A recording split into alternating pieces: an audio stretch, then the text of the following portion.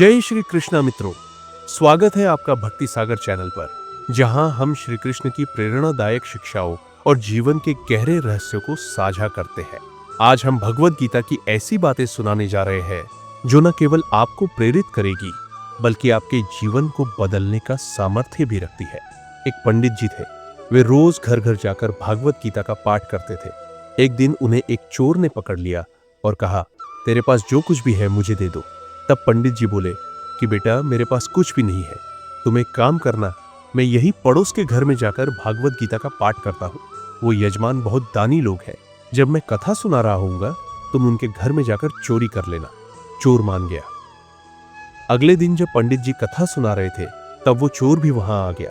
तब पंडित जी बोले कि यहाँ से मीलों दूर एक गांव है वृंदावन, वहां पर एक लड़का आता है जिसका नाम कान्हा है। वो हीरो जवाहरातों से लदा रहता है। अगर कोई लूटना चाहता है तो उसको लूटो।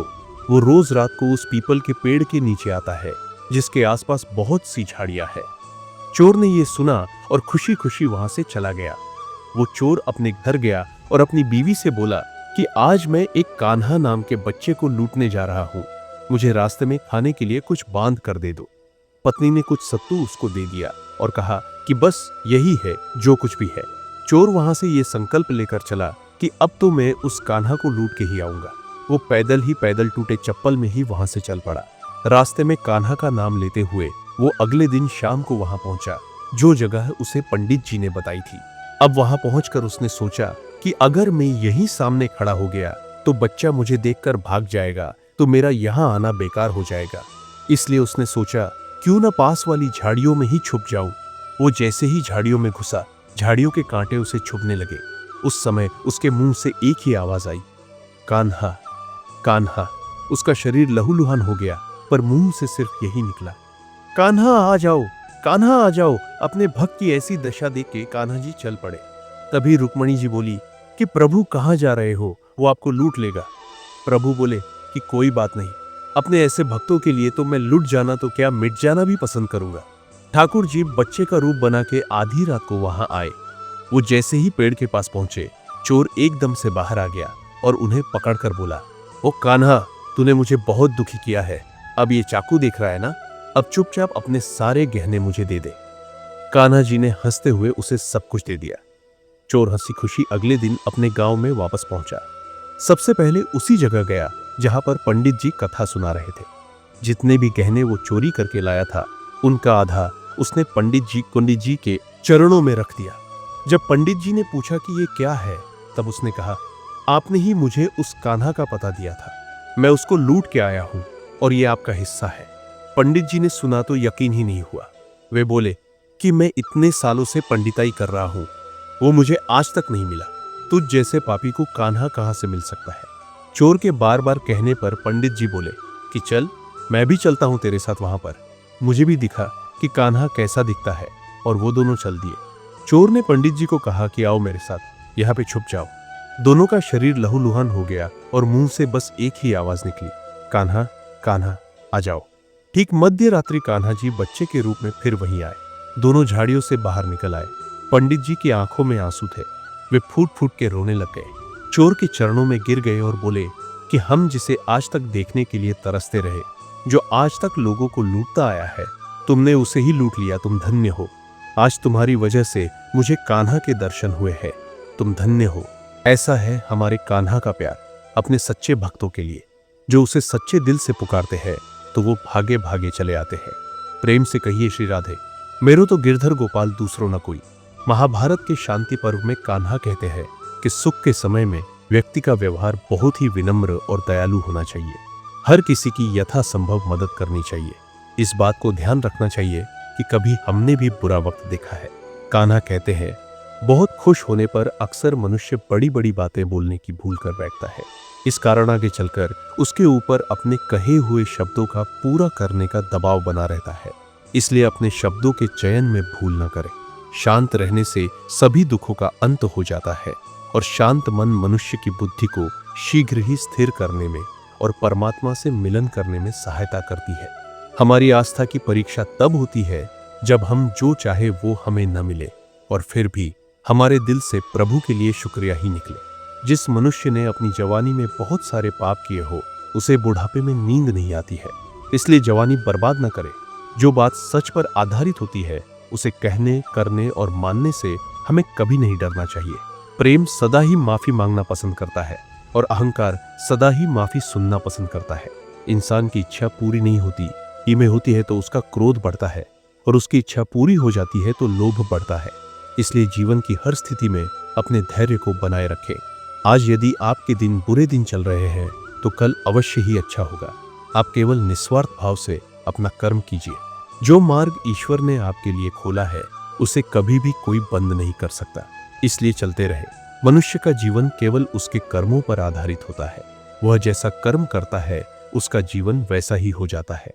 कुरुक्षेत्र के युद्ध क्षेत्र को विशाल सेनाओं के आवागमन की सुविधा के लिए तैयार किया जा रहा था।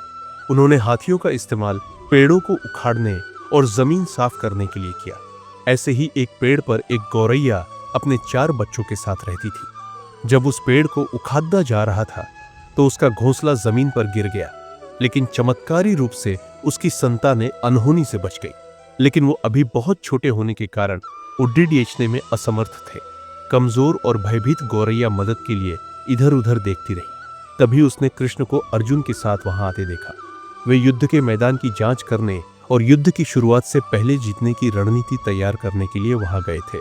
उसने कृष्ण के रथ तक पहुंचने के लिए अपने छोटे पंख फड़फड़ाए और किसी प्रकार श्री कृष्ण के पास पहुंची। हे कृष्ण, कृपया मेरे बच्चों को बचाए, क्योंकि लड़ाई शुरू होने पर कल उन्हें कुचल दिया जाएगा। सर्वव्यापी भगवान बोले, मैं तुम्हारी बात सुन रहा हूं, लेकिन मैं प्रकृति के कानून में हस्तक्षेप नहीं कर सकता। गौरैया ने कहा, हे भगवान, मैं जानती हूं कि आप मेरे उद्धार करता है। मैं अपने बच्चों के भाग्य को आपके हाथों में सौंपती हूं। अब यह आपके ऊपर है कि आप उन्हें मारते हैं या उन्हें बचाते हैं। काल चक्र पर किसी का बस नहीं है। श्री कृष्ण ने एक साधारण व्यक्ति की तरह उससे बात की, जिसका आशय था कि वहां ऐसा कुछ भी नहीं था जिसके बारे में वो कुछ भी कर सकते थे। गौरैया ने विश्वास और श्रद्धा के साथ कहा, प्रभु, आप कैसे और क्या करते हैं वो मैं नहीं जान सकती। आप स्वयं काल के नियंता है, ये मुझे पता है। मैं सारी स्थिति एवं परिस्थिति एवं स्वयं को परिवार सहित आपको समर्पण करती हूँ। गौरैया और श्री कृष्ण के संवाद से अनभिज्ञ अर्जुन गौरैया को दूर भगाने की कोशिश करते हैं। गौरैया ने अपने पंखों को कुछ मिनटों के लिए फुलाया और फिर अपने घोंसले में वापस चली गई। 2 दिन बाद शंख के उद्घोष से युद्ध शुरू होने की घोषणा की गई। कृष्ण ने अर्जुन से कहा कि अपने धनुष और बाण मुझे दो। अर्जुन चौंका, क्योंकि कृष्ण ने युद्ध में कोई भी हथियार नहीं उठाने की शपथ ली थी। इसके अतिरिक्त अर्जुन का मानना था कि वह ही सबसे अच्छा धनुर्धर है। मुझे आज्ञा दे भगवान, अर्जुन ने दृढ़ विश्वास के साथ कहा। मेरे तीरों के लिए कुछ भी अवैध नहीं है। चुपचाप अर्जुन से धनुष लेकर कृष्ण ने एक हाथी को निशाना बनाया, लेकिन हाथी को मार के नीचे गिराने के बजाय तीर हाथी के गले की घंटी में जा टकराया और एक चिंगारी सी उड़ गई। अर्जुन ये देखकर अपनी हंसी नहीं रोक पाई कि कृष्ण एक आसान सा निशान चूक गए। क्या मैं प्रयास करूं? उसने स्वयं को प्रस्तुत किया। उसकी प्रतिक्रिया को नजरअंदाज करते हुए कृष्ण ने उन्हें धनुष वापस दिया और कहा कि कोई और कार्रवाई आवश्यक नहीं है। लेकिन केशव, आपने हाथी को क्यों तीर मारा? अर्जुन ने पूछा। क्योंकि इस हाथी ने उस गौरैया के आश्रय उसके घोंसले को, जो कि एक पेड़ पर था, उसको गिरा दिया था। कौन सी गौरैया? अर्जुन ने पूछा। इसके अतिरिक्त हाथी तो अभी स्वस्थ और जीवित है, केवल घंटी ही टूटकर गिरी है। अर्जुन के सवालों को खारिज करते हुए कृष्ण ने उसे शंख फूंकने का निर्देश दिया। युद्ध शुरू हुआ। अगले 18 दिनों में कई जानें चली गई। अंत में पांडवों की जीत हुई। एक बार फिर कृष्ण अर्जुन को अपने साथ सुदूर क्षेत्र में भ्रमण करने के लिए ले गए। कई शव अभी भी वहां हैं, जो उनके अंतिम संस्कार का इंतजार कर रहे हैं। जंग का मैदान गंभीर अंगों और सिर, बेजान सीढ़ियों और हाथियों से अटा पड़ा था।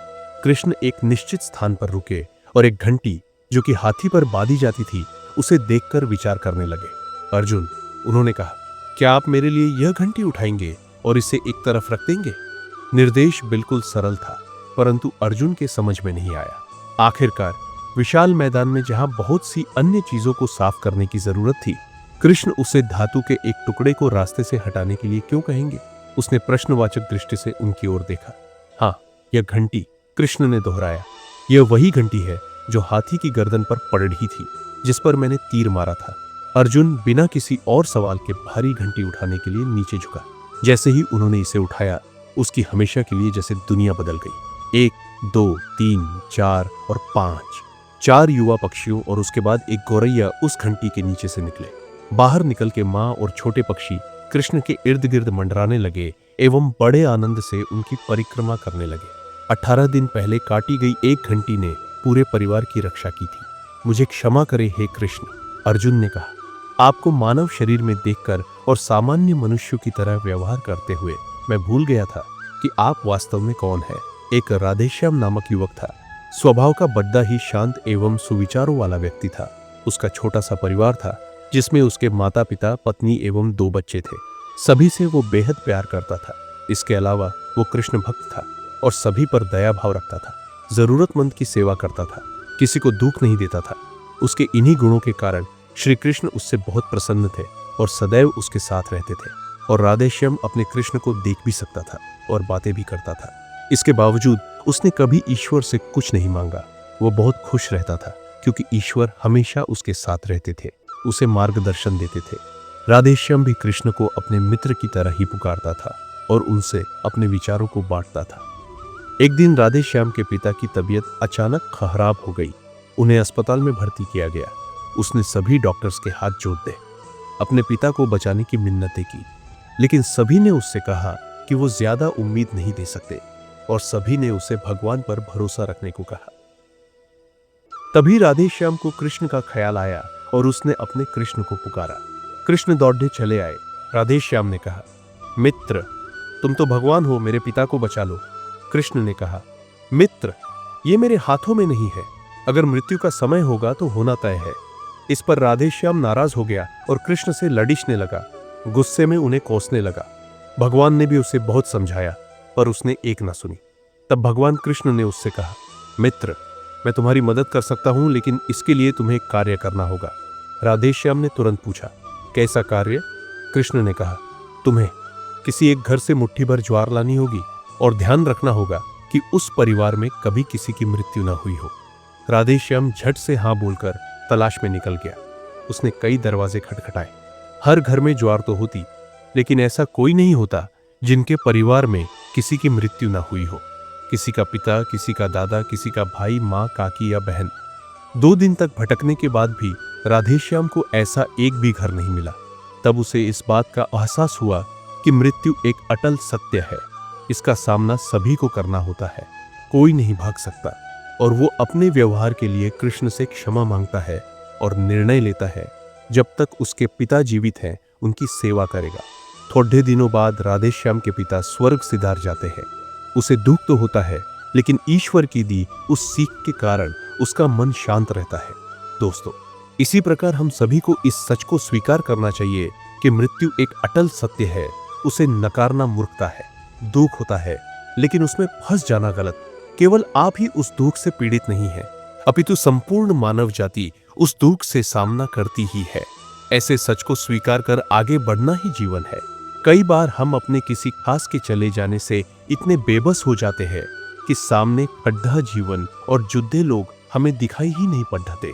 ऐसे अंधकार से निकलना मुश्किल हो जाता है। जो मनुष्य मृत्यु के सत्य को स्वीकार कर लेता है, उसका जीवन भार विहीन हो जाता है और उसे कभी कोई कष्ट तो डांट नहीं सकता। वो जीवन के हर क्षेत्र में आगे बढ़ता जाता है। एक कौवे की गरुड़ से दोस्ती हो गई। दोनों काफी समय साथ गुजारते थे। उनमें मित्रता इतनी गहरी हो गई थी कि आपस में कभी कोई बात नहीं छिपाते थे। एक दिन दोनों एक नदी के किनारे पेड़ पर बैठे बात कर रहे थे। तभी एक यमदूत उधर से गुजरा। वो कौवे को देखकर मुस्कुराया। गरुड़ और कौवे ने उस यमदूत को अनदेखा किया और अपनी बातों में लग गए। लेकिन अगले दिन फिर वही हुआ। दोनों बातें कर रहे थे, तभी वही यमदूत फिर उधर से गुजरा। वो फिर कौवे को देखकर मुस्कुराया। इस बार कौवे को कुछ शंका हुई। उसने गरुड़ से कहा कि ये यमदूत मुझे देखकर कल भी मुस्कुराया था और आज भी वैसे ही मुस्कुराया। कुछ गड़बड़ है, हो सकता है मेरी मृत्यु आने वाली है। गरुड़ ने उसे समझाया कि ऐसा कुछ नहीं है, ये एक संयोग भी हो सकता है, तुम चिंता मत करो। 2-3 और ऐसे ही निकले। रोज यमदूत कौवे को देखकर मुस्कुराता। अब तो कौवे को यकीन हो गया कि निश्चित ही मेरी मौत नजदीक है। उसने गरुड़ से कहा, मित्र, मैं मरना नहीं चाहता, लेकिन ये यमदूत जरूर 1-2 दिन में मेरे प्राण निकाल कर ले जाएगा। ये रोज ही मुझे देखकर मुस्कुराता है। गरुड़ को भी लगा कि हो सकता है कौवे का शक सही हो। उसने कौवे को धैर्य बंधाया। गरुड़ ने कौवे से कहा, तुम चिंता मत करो मित्र, मैं तुम्हें यहां से इतनी दूर ले जाऊंगा कि ये यमदूत तुम्हें दिखाई ही ना दे। गरुड़ ने कौवे को अपनी पीठ पर बैठाया और उस जंगल से हजारों किलोमीटर दूर कैलाश पर्वत पर ले गया। दोनों को अब ये डर नहीं रहा कि यहां कोई उन्हें परेशान कर सकता है। लेकिन वे जैसे ही कैलाश पर्वत पर पहुंचकर एक गुफा तक पहुंचे, वहां वो यमदूत पहले से ही मौजूद था। उसने कौवे को देखते ही उस पर पाश फेंक कर उसके प्राण निकाल लिए। गरुड़ देखता रह गया। उसने यमदूत से पूछा, तुमने इसे मारा क्यों? यमदूत ने कहा कि इसकी मौत इसी समय लिखी थी, इसलिए इसके प्राण निकाल लिए। गरुड़ ने फिर पूछा, तो फिर तुम इसे देखकर उस जंगल में मुस्कुराते क्यों थे? इसे मारना ही था तो वहीं मार देते। यमदूत ने जवाब दिया, इसकी मौत कैलाश पर्वत पर ही लिखी थी, लेकिन 4-5 दिन पहले इसे उस जंगल में देखकर मुझे ये आश्चर्य हो रहा था कि ये इतने कम समय में वहां पहुंचेगा कैसे, क्योंकि इसके पंख भी छोटे हैं और ये लंबी उड़ान भी नहीं भर सकता, तो हजारों योजन दूर कैलाश तक ये पहुंचेगा कैसा? यही सोचकर मैं रोज मुस्कुराकर गुजर जाया करता था। लेकिन भाग्य देखो, तुम इसके परम मित्र ही इसे यहां तक इतने कम समय में ले आए। जीवन और मृत्यु भाग्य की ही बात है, इससे कहीं भी छिपा या बचा नहीं जा सकता। जब तक जिंदगी है तब तक कोई आपको मार नहीं सकता, लेकिन अगर मृत्यु निकट हो तो कोई कोशिश आपको बचा नहीं सकती। श्री कृष्ण कहते हैं कि जब कोई मोह त्याग देता है तो उसे मेरी कृपा मिल जाती है। मोह रहित व्यक्ति परम आनंद प्राप्त करता है। इसीलिए मोह का त्याग करना चाहिए और जो हमारे पास है उसी में संतुष्ट रहना चाहिए। ज्यादा पाने का मोह रहेगा तो दुख बढ़ना तय है। मोह की वजह से जीवन में दुख ही आते हैं। मोह घर परिवार से हो सकता है, सफलता का मोह हो सकता है, सुख सुविधा और मान सम्मान का मोह का हो सकता है। जहां मोह रहेगा वहां दुख तो आएगा ही। मोह जब सफल होता है तो दुख मिलता है, और जब असफल होता है तब भी दुख ही मिलता है। गीता में श्री कृष्ण कहते हैं कि परिस्थितियां चाहे कितनी भी खराब हो, वो हमेशा एक जैसी नहीं रहती है, बदलती जरूर है। इसलिए मनुष्य को हिम्मत नहीं हारना चाहिए। श्री कृष्ण कहते हैं कि ईश्वर कभी भी किसी व्यक्ति के साथ नाइंसाफी नहीं करता, वो उसको केवल वही देता है जिसके वह लायक है। गीता के अनुसार कोई नहीं देगा तेरा साथ, यहां तुझे लड़िशना भी खुद है और संभलना भी खुद है। हे अर्जुन, व्यक्ति जो चाहे बन सकता है यदि वह विश्वास के साथ इच्छित वस्तु पर लगातार चिंतन करे। किसी के साथ चलने से न तो कोई खुशी मिलती है और न ही लक्ष्य। इसलिए मनुष्य को सदैव अपने कर्मों पर विश्वास करते हुए अकेले चलते रहना चाहिए। गीता में श्री कृष्ण कहते हैं, दूसरे के कर्तव्य का पालन करने से भय होता है और स्वधर्म में मरना भी बेहतर होता है। अर्थात हमें दूसरे का अनुसरण या नकल करने की बजाय स्वधर्म को पहचानना चाहिए। दूसरों का अनुसरण करने से मन में भय उत्पन्न होता है। श्री कृष्ण के अनुसार डर हटाने का एक ही उपाय है, और वो है अपना स्वधर्म पहचानना और उसमें जीना। श्री कृष्ण कहते हैं कि कर्म करने वाला व्यक्ति आज नहीं तो कल जरूर सफल होता है, लेकिन अकर्मण्य व्यक्ति जीवन में कभी भी सफल नहीं हो पाता। इसलिए अगर आप सफल होना चाहते हैं तो आपको अपने कर्म पर पूरा ध्यान देने की जरूरत है और हमेशा से ही अच्छे कर्म करने चाहिए, जिससे आपको अच्छे फल की प्राप्ति हो। दोस्तों, अगर कर्म करने के बावजूद आपको अपने मनचाहे फल की प्राप्ति नहीं हो पा रही है तो कभी भी निराश नहीं होना चाहिए, बल्कि श्री कृष्ण के भरोसा कर आगे बढ़ने की चेष्टा करती रहना चाहिए। और यकीन मानिए, भगवान आज नहीं तो कल आपको सफल, समृद्धि और आपके कर्मों का सही फल जरूर देंगे। श्री कृष्ण कहते हैं कि बदलाव ही जीवन का नाम है। स्विंगल। श्री कृष्ण कहते हैं कि किसी भी इंसान को कभी भी बदलाव से नहीं डरना चाहिए, क्योंकि बदलाव हमेशा एक परिवर्तन लेकर आती है और ये परिवर्तन हमेशा अच्छे के लिए ही होता है। दोस्तों, अगर जीवन में बदलाव ना हो तो हम वहीं रह जाएंगे जहां हम आज हैं और हम कभी भी आगे बढ़ नहीं पाएंगे। दोस्तों, कभी कभी बदलाव या परिवर्तन हमें कष्ट भी देता है, पर यह कष्ट हमेशा के लिए नहीं रहते और आगे चलकर हमेशा सुख देते हैं। दोस्तों, आपने नदी के पानी को कभी सड़कते हुए नहीं देखा होगा, क्योंकि नदी हमेशा परिवर्तित या बहती हुई रहती है, कभी रुकती नहीं है। लेकिन एक तालाब का पानी जब परिवर्तित नहीं होता है, जिसमें बदलाव नहीं आता है, वह धीरे धीरे सड़ी हिच जाता है। ठीक उसी तरह हमारे जीवन का मायना तभी तक है जब तक हमारे जीवन में परिवर्तन या बदलाव है। जिस दिन हमारे जीवन का बदलाव रुक जाएगा, हम उस दिन नष्ट हो जाएंगे। दोस्तों, श्री कृष्ण गीता में कहते हैं कि हर मनुष्य को हमेशा अहंकार और खुद से दूर रहना चाहिए, क्योंकि अहंकार और क्रोध किसी भी मनुष्य के दिमाग को उसी तरह खा लेता है जिस प्रकार लकड़ी में लगा हुआ दीमक। दोस्तों, अहंकार और क्रोध से वशीभूत व्यक्ति समाज में जहां भी जाता है वहां उसे दूसरों से परेशानी होती है, क्योंकि वह हर व्यक्ति में अपने प्रतिद्वंदी की भावना को देखता है, जिससे उसकी बुद्धि और विवेक की भावना खत्म होती चली जाती है। भगवद गीता में कहा गया कि हर व्यक्ति को आत्ममंथन करना चाहिए, क्योंकि आत्ममंथन अहंकार को खत्म कर देती है। दोस्तों, श्री कृष्ण कहते हैं कि अहंकार व्यक्ति को अज्ञानता की तरफ ले जाती है, इसलिए जीवन में सफलता चाहने वाले व्यक्ति को हमेशा अहंकार और घमंड से दूर रहना चाहिए। एक गांव में एक गरीब साधु रहते थे। वो भगवान कृष्ण के बहुत बड़े भक्त थे। वो घर घर जाकर लोगों से भिक्षा मांगते थे। लोग उन्हें पैसे या फिर भोजन देते थे और साधु उन्हें आशीर्वाद देते थे। भगवान कृष्ण ने एक दिन उनकी परीक्षा लेने का निर्णय लिया और एक दिन साधु नदी के किनारे से जा रहे थे। तभी उन्हें सोने के सिक्कों से भरी एक पोटली मिली। वो बहुत ही खुश हुए और पोटली अपने पास ही रखने का निर्णय लिया। घर वापस जाते समय उन्हें रास्ते में एक भिखारी दिखा और भिखारी ने साधु से पैसे अथवा भोजन की भीख मांगी, पर साधु उसे कुछ भी नहीं दिया। वो जब वापस चल रहे थे तभी थोड़ी ही दूर साधु को जमीन पर एक चमकता हुआ हीरा दिखाई दिया और उन्होंने अपने आप से कहा कि वाह, कितना अच्छा दिन है, पहले ये सोने का सिक्का और अब ये हीरा मिला है। साधु जैसे ही वह हीरा लेने के लिए नीचे झुके, एक चोर ने आकर उन पर छलांग लगाई और सोने के सिक्कों से भरी हुई पोटली खींचकर वहां से भाग गया। असल में वो हीरा सिर्फ एक कांच का टुकड़ा था जो चोर ने जानबूझकर साधु को वहां फंसाने के लिए वहां रखा था। साधु बहुत ही दुखी हो गए। साधु वापस अपने घर की ओर चलने लगे। तभी भगवान कृष्ण ने एक साधारण मनुष्य का अवतार लिया और साधु को मिलने का निर्णय लिया। वो साधु को मिले और उन्होंने साधु को एक सिक्का दिया और कहा कि कृपा करके मेरे इस सिक्के को स्वीकार कर लीजिए। अब साधु ने उस सिक्के को स्वीकार कर लिया और भगवान कृष्ण वहां से निकल गए। साधु को विचार आया, ये क्या है और इससे मैं क्या कर लूंगा, मुझे नहीं लगता ये सिक्का मेरे कोई काम आएगा। तब घर जाते समय साधु को रास्ते में एक मछुआरा मिला और मछुआरे के जाल में 2 मछलियां फंसी हुई थी। साधु को उन पर बहुत दया आई, इसीलिए उन्होंने मछुआरे से कहा, मैं तुम्हें यह सिक्का देता हूँ और तुम मुझे यह दोनों मछलियां दे दो। मछुआरा मान गया और साधु ने तुरंत ही उन मछलियों को पानी से भरे मटके में रख दिया। उन्होंने सोचा कि दूसरे दिन वो जाकर इन दोनों मछलियों को नदी में छोड़ डालेंगे। दूसरे दिन वो जब नदी में मछलियों को छोड़ डालने गए तब उन्होंने जो देखा तो वह एकदम चकित हो गए और नदी में 2 हीरे थे।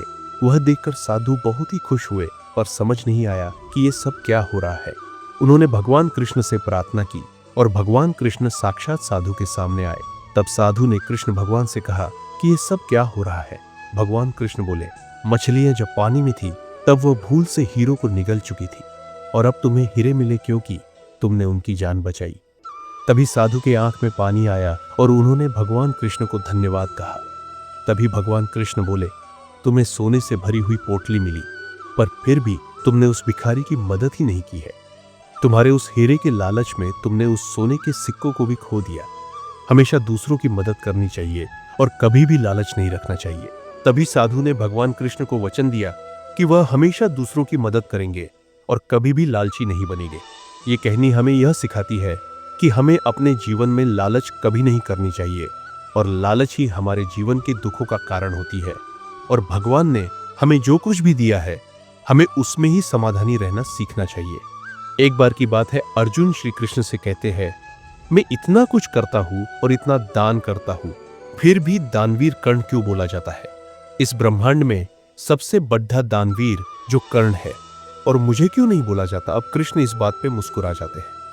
श्री कृष्ण अर्जुन को बोलते हैं, चलो मेरे साथ। वो अर्जुन को दूर एक जगह पर लेकर जाते हैं जहां पर एक बहुत बड़ा पहाड़ होता है और श्री कृष्ण जैसे ही वो पहाड़ को छूते हैं, पहाड़ पूरे का पूरा सोने का बन जाता है और वो अर्जुन को बोलते हैं कि ये पहाड़ मैं तुम्हें देता हूँ और इस सोने को तुम लोगों के बीच बांट दो।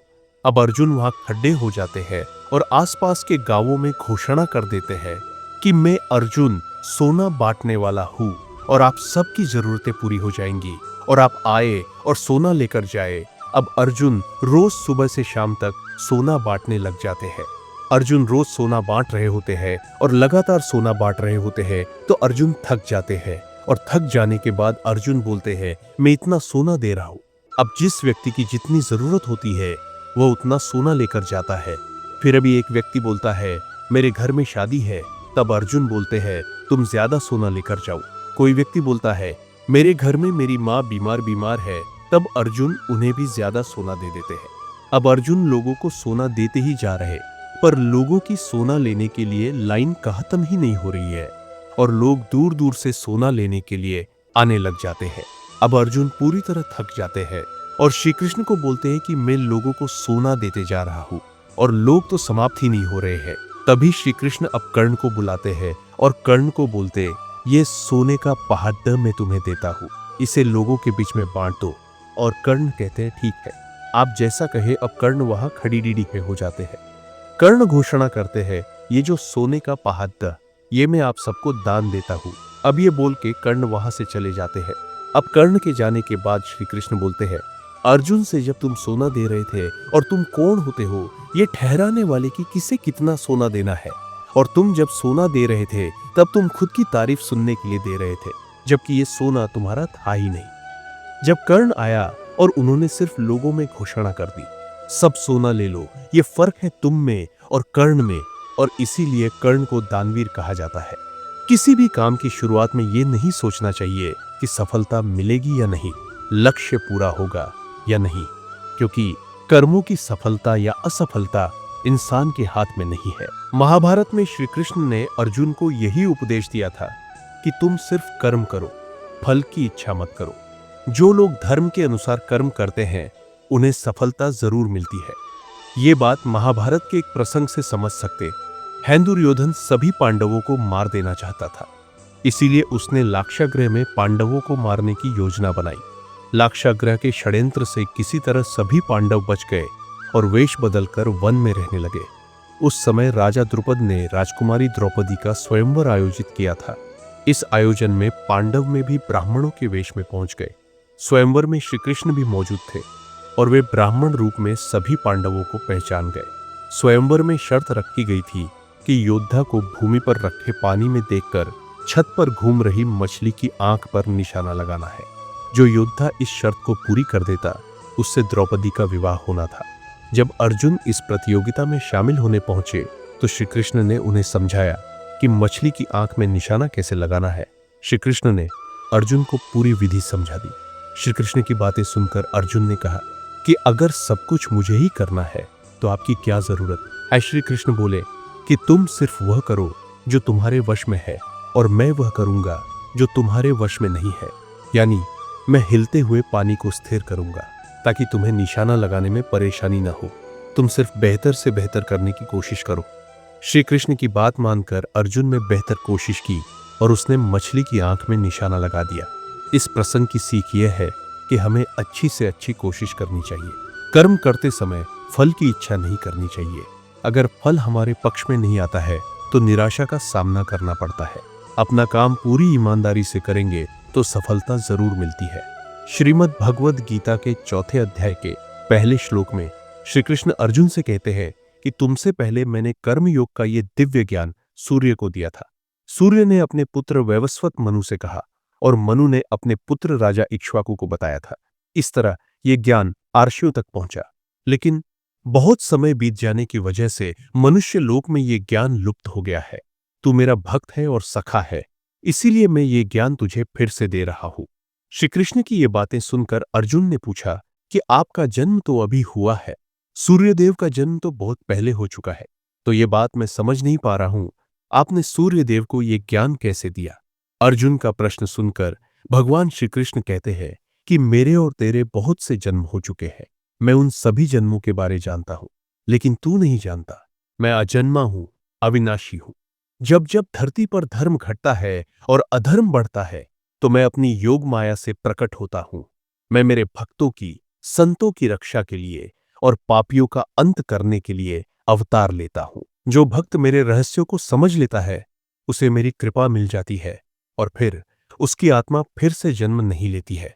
जो लोग भय और क्रोध जैसी बुराइयों से दूर रहते हैं उन पर मेरी विशेष कृपा रहती है।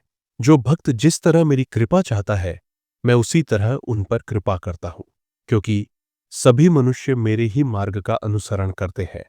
मनुष्य लोक में कर्म ही प्रधान है। जो लोग कर्म करते रहते हैं, अपने कर्तव्य से पीछे नहीं हटते हैं, उन्हें ही सिद्धि यानी सफलता मिलती है। इसीलिए हर व्यक्ति को अपने कर्म करते रहना चाहिए। कर्मों के प्रभाव से मनुष्य का कल्याण हो सकता है। वीडियो में मुझसे कोई त्रुटि हुई हो तो मैं क्षमा चाहता हूं। कृपया इस वीडियो